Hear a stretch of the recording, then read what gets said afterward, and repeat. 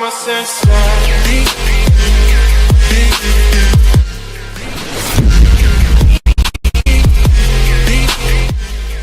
Beijing. Donald Trump says his great chemistry with Chinese President Xi Jinping will lead to the two men solving world problems of great danger.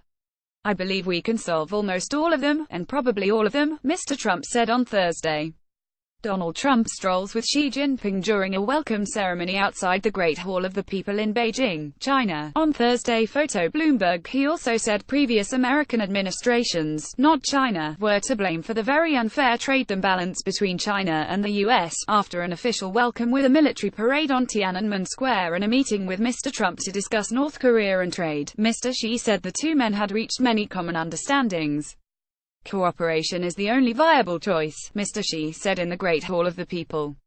Of interest to Australia, where foreign policy is being re-examined amid fear of potential conflict between China, Australia's biggest trading partner, and the US, its traditional security backer, Mr. Xi said he and Mr. Trump had agreed that China and the US are the key influence countries in the Asia-Pacific. The Asia-Pacific is large enough to embrace China and the US. Mr. Trump, by contrast, used Washington's preferred new terminology, the Indo-Pacific. Children wave US and Chinese flags as President Donald Trump arrives at Beijing Airport on Wednesday. Photo app. The statements by the leaders of the world's largest and second-largest economies were televised in China, but no media questions were allowed. Mr. Xi said the US and China relationship now stands at a new starting point. Mr. Trump was effusive in his praise of his host, and highlighted their personal relationship, saying a scheduled quick 20-minute dinner the previous evening with Mr. Xi and his wife Peng Liyuan, at the Forbidden City had lasted 2 hours. Mr. Trump described their official meeting on Thursday morning as excellent, and said both he and Mr. Xi believe there is a solution to North Korea. He thanked China for cutting all banking ties with the rogue regime. Mr. Trump was expected to press China to cut an oil pipeline to North Korea, and had a day earlier called for China and Russia to sever all trade ties with North Korea, but there was no mention on Thursday about whether China had shown any interest in measures that went beyond UN Security Council sanctions.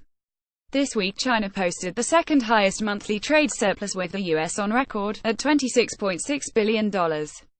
Mr. Trump faces growing calls from U.S. industry to win greater access to Chinese markets, particularly for technology. U.S. companies also complain that forced intellectual property transfers are routine in foreign joint ventures in China. Mr. Trump had campaigned for the presidency by accusing China of raping our country on trade. But in Beijing, Mr. Trump instead blamed previous White House incumbents for the shocking China trade imbalance. "It is too bad that past administrations have allowed it to get so far out of kilter. But we'll make it fair and it will be tremendous for both of us," he said. In a business ceremony attended by 29 U.S. executives, memoranda of understanding with Chinese companies worth $253.4 billion were announced in industries including vehicle parts, aircraft procurement, coal and shipping. Mr. Trump told the U.S. business audience the deals were a good start, but more concrete steps had to be taken. "We must immediately address the unfair trade practices as well as barriers to market success," he said. Intellectual property theft alone was costing U.S. companies $300 million a year. The U.S. is investigating whether it can impose penalties on China on this issue. But Mr. Trump added, "I don't blame China. After all, who can blame a country for being able to take advantage of another country for the benefit of its citizens? I do blame past administrations." Mr. Xi said Chinese companies had created 140,000 jobs in the U.S., and pointed out U.S. car manufacturers had sold 5 million vehicles in China, making it their biggest market. The structure of the Chinese economy was changing to focus on high-quality growth, he said, and would reform state-owned enterprises and keep opening up. He said frictions in trade should be able to be solved in a friendly and consultative way.